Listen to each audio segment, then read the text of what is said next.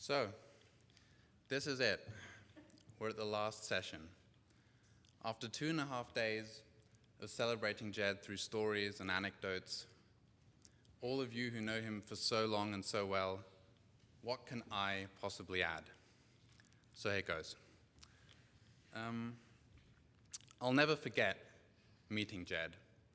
It was a sunny day, about 3 years ago, on this very campus, and I was standing outside of the cafeteria.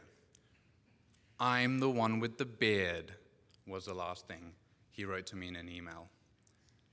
And there I was, cleanly shaven, waiting for the one with the beard to arrive. Now, for a European like me, meeting Jed was an encounter with a new social type, the New Yorker. Staccato sentences with that legendary Upper East Side twang. As we sat down to the table, his presence was immediately formidable and intimidating. But the truth is one that all of you already know, namely that Jed is an extremely generous and supportive force. His invisible pushes and pulls have taken me to places that I could never have gotten to on my own. As the most junior person in the entire room, I think I can emphasize this one point. But I'd like to go back, just for a moment, to that moment when Jed was the young person, the junior scholar in the room. It was his time as a young student at Princeton in the late 60s and early 70s, working under the supervision of Thomas Kuhn. It was there that the young Jed was put to work on what would become his first ever publication, an entry in the Dictionary of Scientific Biography on Sir William Thomson, Lord Kelvin. And in that entry, the young Jed concludes two things at the end that are characteristic of Thomson's scientific achievements. Number one, the application of the ideas of mechanics to physics, and two, a practical interest in developing ever more precise measurement devices. And the young Jed insists that Thomson's latter interest derived from, and here I quote, Thomson's interest in the instrumentation itself. His interest in the instrumentation itself.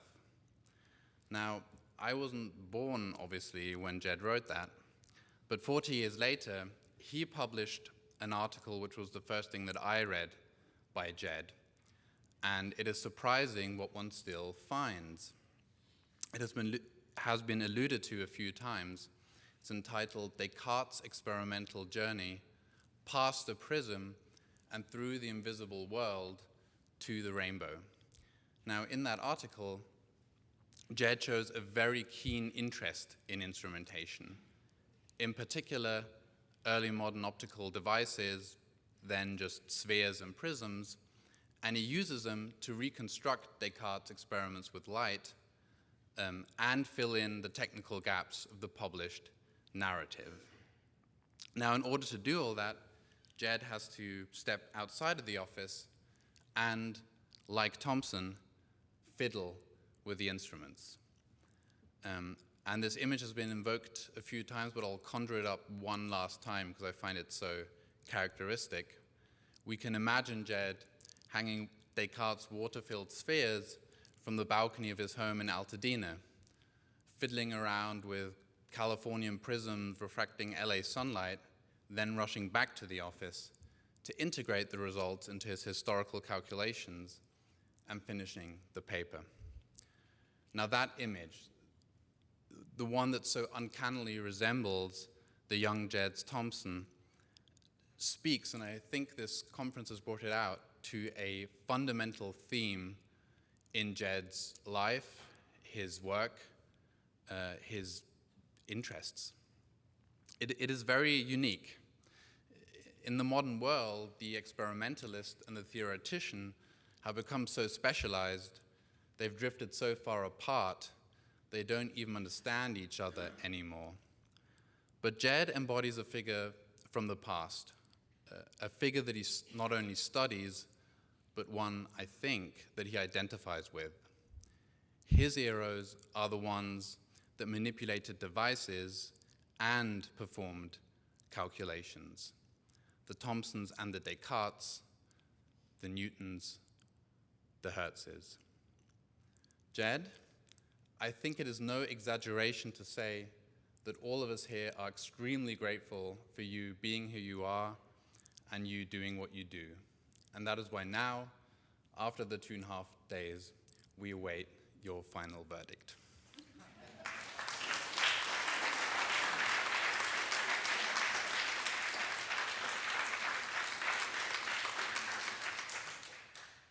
And on that note, I should just expire. Well, I had some of my say yesterday with pictures of everybody and so on, but I do want to say a few things, and then I'm going to tell you what I didn't want you to see quite yet, namely this new institute that's been formed and where we might go.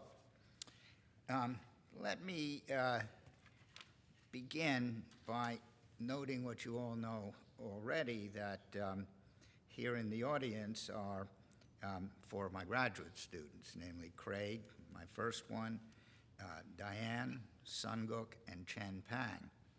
Now, except for Craig, who was my very first one, and to my great displeasure, plans to retire soon, making me feel totally antique. We never collaborated directly, but with the other 3, I have collaborated. As you know, written a book with Diane, too. Chen Pang and I are now working together. We have actually already written a rather long section of a book on Kirchhoff and diffraction theory. And Sunguk and I, some years ago, wrote a pretty long section on what we thought about the current state of the history of physics and what one might do about it. Now, I can say that every single one of the books and articles that I have written have come about initially because of discussions with colleagues or students, including the very first long article that I wrote on Huygens that Alan Shapiro mentioned, and that I came to see Alan about and got nicely taken apart at the time and learned a lot from that. But that also came about because I was already at that time talking with students at Toronto, my PhD students at the time. And I think I can say without the slightest doubt that the most rewarding thing one can do is to learn from your students and, if possible, to collaborate with them over time. It's been the greatest joy of my career ongoing. And beyond that, to actually be able to help produce, publish, and edit and correct the works of other scholars. I have had others who have come to work with me, some notable ones, some who needed a lot of help, Miles. And I remember the day Miles, he's mentioned it, came to my office, and he said, well, and I said, who are you? I remember this. He said, I'm a student of Simon Schaffer. And I said, oh, really? Although I knew Simon pretty well, I'd actually already published one of his pieces of very good work he did on 19th century astronomy. And Miles, as I think he's mentioned, went up to the board to show me what he was working on with respect to Fraunhofer. And he drew this diagram on the board as I asked him. It didn't make any sense at the time. And I said, so you go back and you figure that out, and you come back and you tell me how it's going to go. And then it went on from there. And every time he would come back with a more refined and very well-developed argument. And the book that he finally produced, I think, is one of the finest in my series, along with the book that another student of mine, and I will count Miles as partially a student because we've interacted so much, namely Sunguk's book, Sunguk Hong's book on Marconi. I have found over the years it is extremely critical not to take things personally in respect to what people say about you, and hope that they don't take it too personally what you say about them. I do tend to intimidate, but people get used to me over time. And I have always been, and I hope continue to be, open to all sorts of work in the history of science and technology, and I think it's a proven fact because of what I have actually published in the book series that I edit now. We started a new book series fairly recently with Springer. The first two books, actually, I just received in the last couple of weeks, and it is rather different from what I normally do. The series is called Mathematics, Culture, and the Arts. The first book is entitled Great Circles by Emily Grossholtz, and it's on the transits of mathematics and poetry. She is a historian of mathematics and a well-known poet. And we have also just published this one by Dirk Hoylebroek on African mathematics from colonial findings back to the Ishango rods. The Ishango rods are critical computational devices, very interesting ones, that were used in Africa. And both of these books, particularly this one, are characterized by a great deal of knowledge about the specific details of what they are talking about. This fellow knows how things worked. He's worked with them. He's worked with the artifacts. He has played with them. He's done all sorts of things of that kind. And it's the kind of thing that I think is critical. Now, really the most rewarding part of my career has been my collaborations with Diane and Modi, and with Sunguk in the past, and now with Chen Pang. And Diane and Modi have both spoken about it. Now, Modi, of course, was an established scholar when he convinced me to look at what I at first thought was a ridiculous subject, namely Newton's Chronology of Ancient Kingdoms Amended. And he was already very familiar with the archival material, and as he's mentioned, we would go back and forth constantly over what was going on. And I remember the following. I was, of course, more interested in how Newton was calculating things there. We had all the manuscripts. And I figured that, well, he was just motivated by his belief that the ancient Hebrews had basically done everything, and he was going to try and Modi came into me one day and said, no, I think it's not that. It's something else. And in fact, what he was arguing was that it really derived principally from Newton's conception of the way in which civilization had evolved based on a computational calculation of the ages of human beings, even back in the past. And I said, great, what's the evidence for this? And he would come back, we went back and forth. He eventually convinced me of that, and I think the book evolved out of that. Now with Diane, in our first book, what I had immediately noticed was the astonishing ability she had to focus on an evocative cultural moment, one that actually pinpointed in just a little few pages what the story we were driving at was all about. As it turns out, in really both cases of the two books we have, two different dinner parties, as it turned out, where certain discussions happened in a particular context.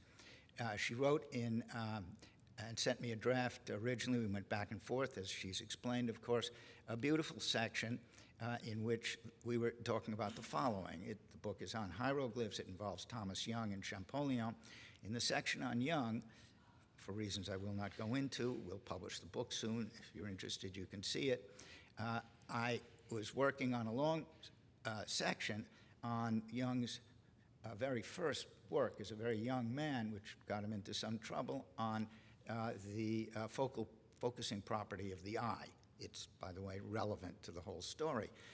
But it needed to be set and understood as to what he was doing, why he was doing it, what it felt like for him to be engaged in this in a way that would pull us into the story that we were trying to do. So she wrote an extraordinary, what I think is an extraordinary section in which we walk with Young through the smells and the sights of Smithfield Market, where he got his hand on the ox eye that he was going to use here. And that pulled us directly into the story of his early career and the early arguments that he had, and the way in which his hands would get messy, and the difficulties that he had at the time in pursuing what he wanted to do in the complex sociocultural circumstances of late Georgian England, all of which was directly relevant to the technical content of the stories that we were telling. There is similar things about Champollion, the young radical, the man from a family whose father was a drunkard. All of these things actually feed rather directly into the ways in which each of these people, in their respective ways, thought about the meanings and uses of words, the ways in which words can be captured in inscriptions and so on. From my point of view, it's not that everything is relevant. Obviously not everything is relevant. But if you delve into the story, and more to the point, if you're gripped by it, I frankly don't think anybody should be in this business unless you're really gripped by what you're talking about. Otherwise, it's just a job. There's plenty of jobs out there. This is a job in which you should be just gripped, but you want to figure it out. You want to know why. You want to delve into the things. You want to pull it apart. And I will tell you that I learned that first from Tom Kuhn. I was 18 when I entered Princeton, intending to become a physicist. And in fact, I did. In those days, if you had some advanced stuff, you could jump up a year. So I had jumped up a year, and I stayed in physics through, at Princeton, through a couple years of graduate school. And I might have pursued it further until the day I looked myself in the mirror and said, "You're never going to win a Nobel Prize." And I said, that was it. But Tom, I took a course with him, and the preceptor was Mike Mahoney. That was the fall of '67 and spring of '68. Those were very difficult times, as some of you are old enough to remember, on campus. Tom, I must say, was remarkably tolerant of things in those days. And in that spring, later in that spring, I became Mike Mahoney's research assistant for the summer. And then the following 3 years, I was Tom's research assistant. So I saw him, at least 2, 3, 4 times a week, and we would talk about things. I was taking his graduate classes at the time, and I learned a lot of things. First, the negative. I also learned how you don't I learned how you don't treat graduate students. Tom had absolutely zero tolerance for anybody who couldn't make it. And not making it with him was very, very easy. I'm sure John Heilbronn remembers quite well what I'm talking about. And I was just a kid at the time. But I also learned the following: if you were willing to do what he demanded, which was, and I remember specifically a course in the history of thermodynamics, where, of course, we were reading all original material in French and German. What he would do is he, of course, always had, a pretty fixed notion of the way he thought the text went and what it meant. And what he expected you to do was either to sort of follow what he was explicating or argue against it. And I still remember, I guess it was the fall of my junior year, we were reading Clausius. Clausius is Vermalera. And Tom had an idea that there's a certain thing in it called disgregation, which he thought meant something. And by then I'd been his research assistant for a couple of years, so I was prepared to argue with him, and I thought he was wrong. And so we argued about it in class. The other students entered in, and as was his wont, if he thought you were willing to engage and really get gripped by it, he would sit. He actually sat there and acted as a full participant in the discussion. It was astonishing. I don't think I've actually ever known anybody who was quite as engaged as he could be with the subject. Of course, he was by then very famous for the structure of scientific revolutions, but we never even talked about any of that in all the years I was with him. Now, I didn't stay at Princeton to be his graduate student. He asked me because after 3 years of being his research assistant, I knew it would probably be a good idea if I went elsewhere for a little while, and I don't think he disagreed with that. But then we kept in very close touch over the years, and by the time I became director at the Dibner Institute, I would have lunch with him once or twice a week. We would get together. Of course, he'd become more deeply engaged in philosophy by that time, but you could still capture him with things. And so that was really one of the most astonishing experiences I think anybody could have, and I really learned an awful lot from that. You must come to grips with the argument. You should be able to, if you really know it, if let's say, Clausius has written paper X, and you really have grasped it, but you haven't read paper, X prime, and you're told what X prime is about, you should be able to get some kind of idea ahead of time about the way it's going to go. You should be able to actually participate. I mean, not that you're going to be a genius physicist or something, but you should be able to know what's going on, and you should like it, and you should love to do it. Chen Pang and I are now, as he's mentioned, we've been to Florence to use original equipment, trying to pursue what I wasn't able to do a quarter century ago, namely figure out exactly what was going on in Hertz's original experiments. I have a pretty clear idea how he was thinking about things, but we're now trying to push it further. There's a pathology there which may be significant. It was then talked about and written about, and we're going to follow up the subsequent reproductions or replications of the device. This is fun, but it's only fun if it's what you really love to do.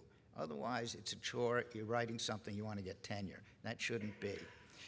When Jeremy came to me 3 years ago and we started talking, he had this idea about a hook, insects, and patterns. Now, I knew a fair bit about Hooke. Everybody who's worked in the early modern period has. And he made an argument which sounded interesting, but we talked about it a lot, and he would come back and we'd talk about it some more, and he, in the end, wrote what I think is probably the finest paper that's ever been written on what really underlies the patterning of the illustrations that you can find in Hooke's Micrographia. And indeed, that paper 2 years ago won the prize for the best paper of the year in Annals of Science. That's the kind of thing that I'm looking for. It's the kind of experience that I've had with most of my students, how they can get gripped with things. And I really want to say also, before I tell you all something else in a moment, that collaboration with people who work a little bit differently from you is the finest thing that you can do. And the second finest thing you can do is don't keep writing about the same stuff for the rest of your life. That's boring. Do something else. You can come back to it, go on. You have to do different things. Look at what John Heilbronn has done. He's written everything from things on astrolabes to Max Planck biographies to, with Tom Kuhn on the Bohr atom, to this, what I think is really the finest book on Galileo that's ever been done. And now something else will be coming out. Do not do the same stuff your whole life, but do it always with the same attention to rigor and evidence. And do not let nonsense flow through. And do not ever engage in jargon. I take that out of everything anybody sends me immediately. And if I see too much of it in a book that gets submitted to me, the book goes right back. Now, let me tell you a little bit about this new institute that I'm going to have to deal with for the next few years. As Modi mentioned, it's taken 10 years in gestation. For a while, you have to get donors. Caltech and the Huntington have a complex relationship with one another, but our president, Tom Rosenbaum, who many of you met last night, and Jean-Laurent Rosenthal, our current division chair, were really good at finally getting this thing going. So that's another thing. I also learned, even from Tom, never be afraid to admit that you might have been wrong about something. I remember I was once giving a talk about something about Helmholtz, and Norton Wise was sitting there, and he asked me a question. I forget what it was about.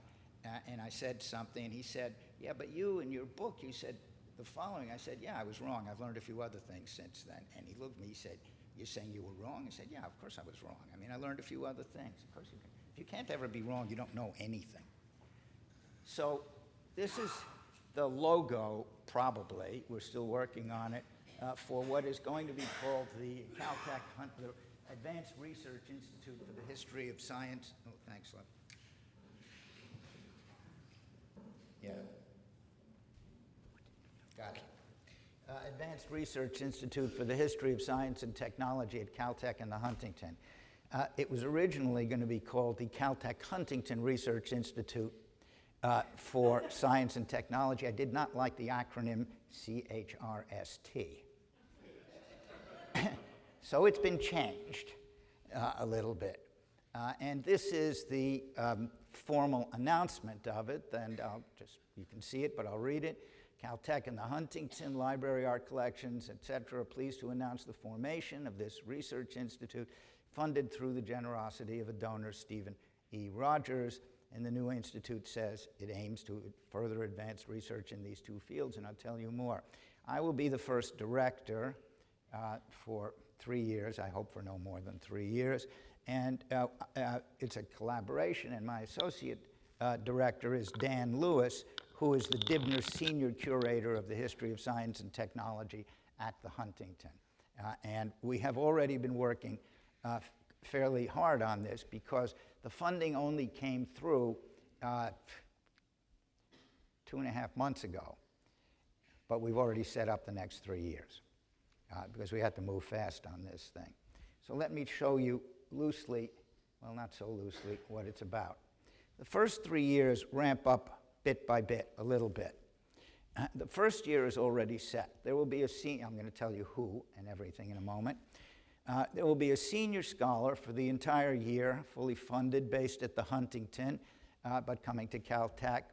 There will be a visitor to give seminars for 2 to 3 weeks, and most importantly, under the, collaborating with me, but under the auspices of the senior scholar, there is going to be a 2 to 3 week, longer if necessary, advanced research institute, which I intend to result in first-rate scholarship and a book that I will then publish, the way I used to do at the Dibner Institute. It will not be for graduate students, undergraduates, but for scholars, junior and senior, working in the area that we will determine, and I will tell you what these areas will be shortly.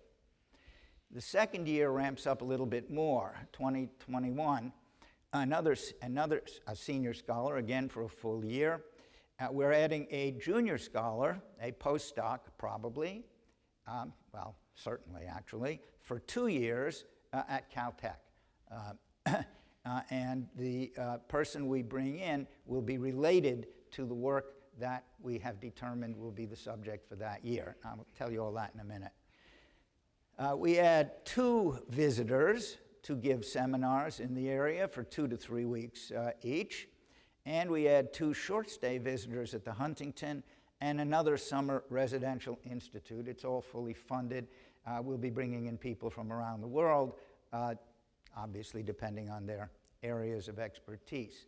In the third year, 21 and 22, again a senior scholar, an additional junior scholar for 2 years, so there'll be an overlap for a year. There'll be 2 postdocs here, 2 visitors to give seminars 2 to 3 weeks, and 4 short-stay visitors at the Huntington, as well as the Summer Residential Institute. This is intended to continue subsequently.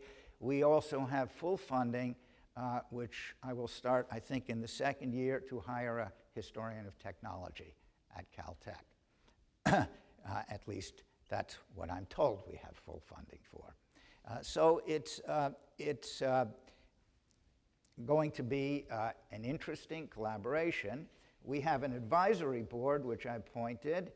Ted Porter here from UCLA is one of the 2 advisors to us. And I've also appointed Susanna Berger. Most of you don't know her. She just won a Guggenheim, so she'll be away for a year. She, student of Tony Grafton's Early Modern, did a magnificent book on illustrations in the early modern period, philosophical and so on. And so she will be the junior scholar member of the advisory committee. And Ted and I will speak with her in the fall, probably over Skype, I guess, because she's going to be at Oxford for the year. The first year, we were very lucky to be able to convince Eric Conway, whom he's here. Where's Eric? There he is. To join us. Obviously, the major historian at NASA and JPL. He will be the senior scholar for the year, acting as Mr. Marconi up there. And he and I will collaborate in setting up relatively soon what this research institute, summer research institute, is going to be, as well as who the junior scholar is, the visitors that we'll be bringing in during the course of the year. And we'll start work on that pretty soon.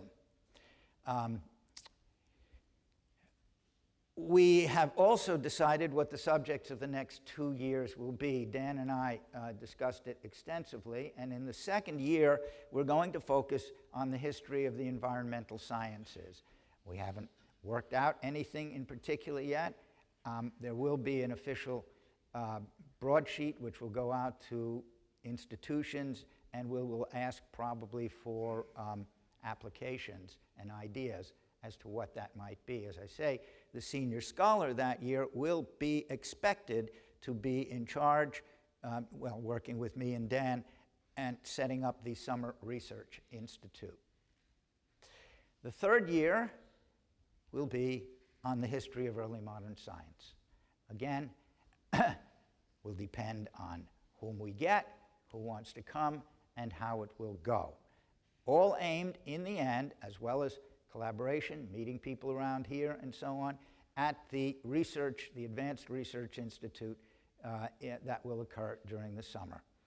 Had I stayed at the Dibner Institute, this is probably what I would have done and set up at the time. We will also be attempting to obtain, with the, under the auspices of Tom Rosenbaum and Jean-Laurent Rosenthal, we will be talking to donors about getting endowed funding to keep this thing going subsequently.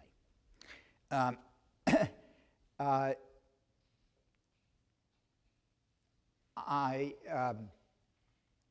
gave this presentation some time ago, not some time ago, 2 weeks ago, to the some of the potential donors, the Caltech Chair Council, so I had to explain to them some of the things about what history of science and technology is about. I won't bore you with that. So some of these slides, I'll see what I've got here.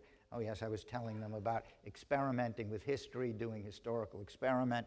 They were interested in that. These are just some pictures from one of my classes around here when the students were playing around with these various devices that you've heard about extensively.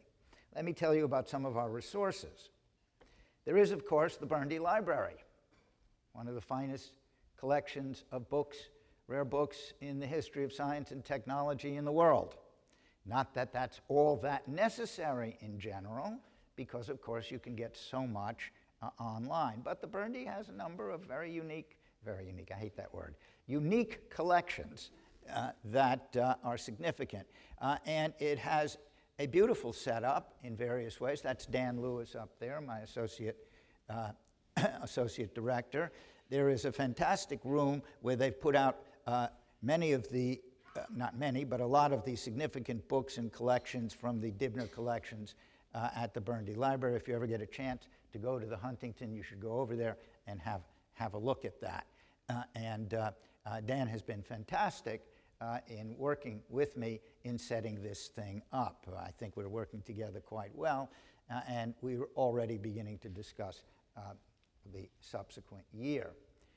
Now, the Huntington already has a program in the history of science, a Dibner program in the history of science, which we will be having a good collaboration with as time goes on in the future. They have long-term, many of you probably know about it, long-term awards and short-term awards. And we have every hope and intention that these two programs, this new research institute and this ongoing program which is endowed, will be able to work coherently, not in a way that we're all doing the same thing, but coherently and collaboratively together as time goes on. And if indeed this institute is further endowed, this will be a permanent institution. Of course, Caltech has its own archives with a wonderful archivist, Peter Colopy, who's been here. I don't know if he's here right now, but he's been here today. And the Caltech Archives has an awful lot of stuff on, obviously, 20th, 21st century scientific work, ranging from Augustus de Morgan, the drawings done by Augustus de Morgan's assistant on Drosophila, to von Karman's, some of von Karman's work, and so on and so forth. And so the archives here, the collections at the Huntington can work together, and there are collections as well in the area. I should add, by the way, that the Huntington has also received funding for ongoing projects, they haven't figured it out quite yet, in the history of medicine.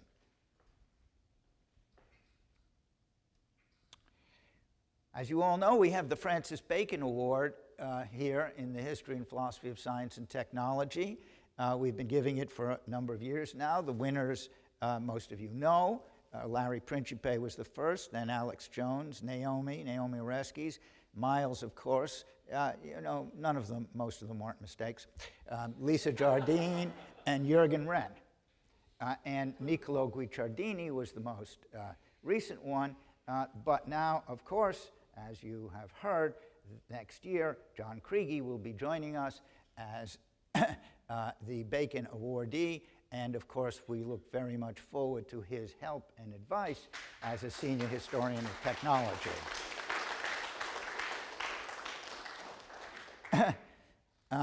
We have other things that connect to history of science and technology. You've heard about the Searle Professorship. That's been broadened out a little bit because it was a little bit different. It's not funded well enough to just pull anybody anytime unless they're on sabbatical, but it's ongoing and has a lot of potential for that as well. But we also have an annual lecture that Diana and Dan Kevlis had managed to set up years ago with two wonderful people. Unfortunately, the lady has passed away, Bill and Myrtle Harris.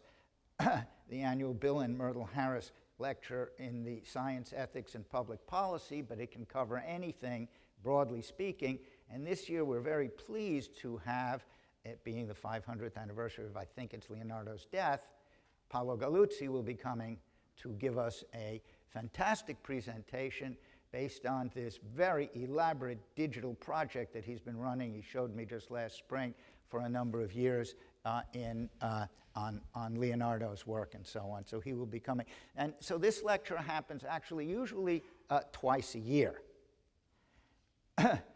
Now, as you all know, and I'll just show you this, not to show you what I edit, but because this is what I was showing to donors before. But I hope that these series will continue. These are some of the books from the series, and there are a fair number of you in here who have actually published in this series. Miles, all three of Miles's books. There's the most recent one up there of Miles's, The Genealogy of the Gene. That's my MIT series. It covers a pretty broad area, though they prefer that I stick with more modern things. But if I get something that is really stunningly good, then I can persuade them to go through with it, as I did with Niccolo Guicciardini's book on Newton's mathematics fairly recently. What we have here was the one that John mentioned, edited by him and Naomi, on science and technology in the global Cold War. We did this one recently by Roland Wittke on the age of electroacoustics. There's Miles's Genealogy of a Gene, and I think I have three in press right now in a broad spectrum of areas. Archimedes, which I started I think in 1992 or something. It's up to, I think, 53 or 4 volumes now. Also covers a pretty broad range. A fair number of you in here are actually on the board. Sharon, for instance, Sharon has published a book in here. She's on the board, and she's got another one coming, I think, fairly soon. And it covers a pretty broad area, as you can see. This is the most recent one on the correspondence principle in the old quantum theory. This is by a very well-known philosopher of science. He's a pretty decent historian, Alan Chalmers, 100 Years of Pressure. This is by a specialist in the history of linear perspective, as it turns out. Studies on binocular vision, genesis of Feynman diagrams, and here is Sharon and Denise Phillips' edited book, New Perspectives on the History of Life Sciences and Agriculture. So that covers a pretty broad range. I think I have 4 new ones coming out in the next year in that. And then there is this, that is Sources and Studies in the History of Mathematics and Physical Science, an ongoing series originally started by Neugebauer, really, and Gerald Toomer, great historian of astronomy, was the editor for many years, and I took it over from him a little while ago. And as you can see, this is a technical series, but it covers a pretty broad area. We just published this one by Kim Plofker and Clemency Montel on Sanskrit astronomical tables, a fairly non-trivial one. Anna Cox's second volume of the Scientific Correspondence of Lawrence. This one by Nathan Sidoli, and on Tabit ibn Qura's restoration of Euclid's data. This was on Hidden Harmony, but Geometric Fantasies by Jeremy Gray and Umberto Bottazzini. And this one, quite a good one here, on Halley's reconstruction of the lost book of Apollonius's Conics. These are technical, but they're the kind of books that I hope and believe will be written or read with profit long after all of us are gone. Here at Caltech, of course, we edit 2 journals. I co-edit the archive with Jeremy now. It was, I think, 23 years ago or something that Henk Boss and I took it over from Clifford Truesdell, which was not an easy proposition. He was getting pretty old. He didn't want to let it go. But we sat there one night drinking. If you couldn't drink with this guy, he wasn't going to let you do anything. And he was a little guy, but he would come out with like a magnum, literally a magnum of wine. And if you couldn't put that away with him, he didn't want to pay any attention to you. And he was a very interesting, well, I'll just tell you a little story. I mean, he was very prejudiced in a lot of ways about things. And politically, you really didn't want to talk with him too much. But he had no prejudices, strictly speaking, as long as he thought you were serious about your work. The one thing you couldn't do was ever ask him something in which he thought you should already have a strong opinion about it in science. And I was writing this book on Hertz, and there's a section in it on Hertz's analysis of elastic impact. It's a complicated subject because things deform and whatnot. And I had no idea what was going on in there, and you couldn't find it. But I knew that he had, in fact, written something about it, which was close to incomprehensible. But you couldn't go ask him, so Clifford, what do you know? I had to say, well, Clifford, I have been reading this thing of Hertz's, and I'm not quite sure that he really understood what he was doing there. What do you think about that? And then he would tell you in detail and so on. A brilliant man, but difficult otherwise to do that. And the archive is ongoing. We produce regularly. I must say Jeremy does more work than I do because we get much more in the history of mathematics than we do in the history of physics. We hope to have more stuff even in the history of experimental biology. Manfred's on the board. Manfred, bring more things, please. And, well, I know that's a big problem. That is a big problem. And then, of course, Modi is co-editor with Alex Levine of Perspectives on Science, which is published by, MIT, right, is ongoing for a long time. And I want to say and point out that Peter Doherty, when he was director of the press, really revived the press's interest in history of science in a strong way. Press has always produced stuff in the field and a lot of very good books, but Peter was clearly much more interested in it and so on. And as you've heard, though they're not really history of science, I publish my own books and will continue to do so with Princeton. So I'm not going to publish my own books in my own series. That's not kosher. And besides which, Princeton does a magnificent job. And I strongly urge people to submit things to the press, as Peter has mentioned to you before. Christy Henry is the new head of the press. She's extremely good.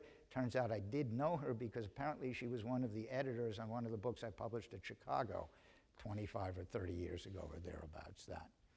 So I'm not unoptimistic about good work being done in the field. I am not thoroughly optimistic about the way things are going in employment, things like that. That's one of the reasons we do not have graduate students here. It was getting increasingly hard for the kind of people I would train to get them employed and so on. But at least in Europe, to a very great extent, there is an awful lot of good work and good people still getting good positions and so on. And if we can continue, as I hope we can have a lot more interesting things done about people like this. So I think I'll end with that and look forward to you paying attention to this new institute and maybe thinking about things to do, if not in the next few years, in the years after that, under the assumption that it continues. Thank you.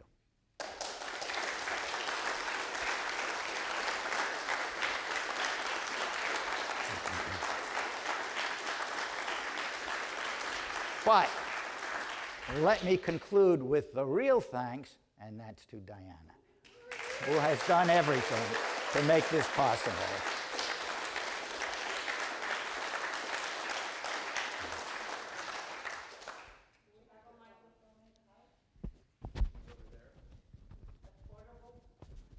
There it is. She kept this secret from me for a long time.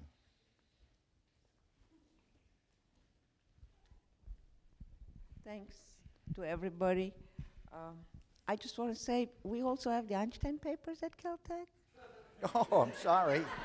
Yes, there is, and I even have a slide for it. Why isn't the slide in there? I have a whole slide for the Einstein papers because that was one of the things that actually convinced this fellow Rogers to fund this joint institute. Without the EPP and without, I have a slide, I don't know where that slide went. I had now a slide. You're saying this? Yeah. In public? I had this slide which showed all of the volumes that have been published under Diana's direction. I remember him looking at me and said, that's all been done here since she took it over at Caltech? I said, oh, yes. He said, oh, that's impressive. And it was funded. So we will also hopefully expand our activities at the Einstein papers. We also try to be eclectic and exploitative. So how did Jeremy Schneider come to be a student of Tony Grafton? He first went to Berkeley, right? John Heilbronn's den, and then he came to the Einstein papers, and we forced him to do things that he had zero interest in doing. But he, like Jed said, is a curious man and found pleasure and curiosity in what we were doing at the Einstein papers, and at the same time joined the History of Science group at Caltech for a year, and then continued to do what he wants to do, right? So it is a career like the one you recommended. Yes, we advised him, and he went to the right place to work with the right people, and we're looking forward to a great career. More papers. So we also have 2 more scholars joining us this fall, and we hope to continue to have history of and philosophy of science seminars together with Frederick Eberhard, Chris Hitchcock, Chip Siebens, and published papers. I wanted to mention Margaret Shavas talked about the Darwin and the Einstein industries. It's a trope that was started in the 1970s when the Einstein Papers Project started applying for grants to all the foundations. Jürgen and Anne and Don here in the room remember those miserable days where they had to put together computers from here and books from there and salaries from a third place. And the project had great financial difficulties for many years. The Einstein industry is not an industry. We can bring all the Einstein scholars together in the conference room of the Einstein Papers Project that doesn't hold more than 32 people sitting down. Am I right, Jürgen? Perhaps even less these days. So I'm putting out a call for more Einstein scholars. We need more historians of physics willing to delve into the material. And the whole purpose of the Einstein Papers going digital was to put out materials such as Miles mentioned Hochschule der Musik and film and digital music. Einstein was involved in all those things, and our hope is that people will type in electronic music into the Einstein Papers to learn about that. So we're not only writing about one great man, we're writing about thousands and thousands of people. Students, engineers, politicians, graduate students, mathematicians, astronomers, chemists. So please take advantage of this other resource here at Caltech. So thank you all.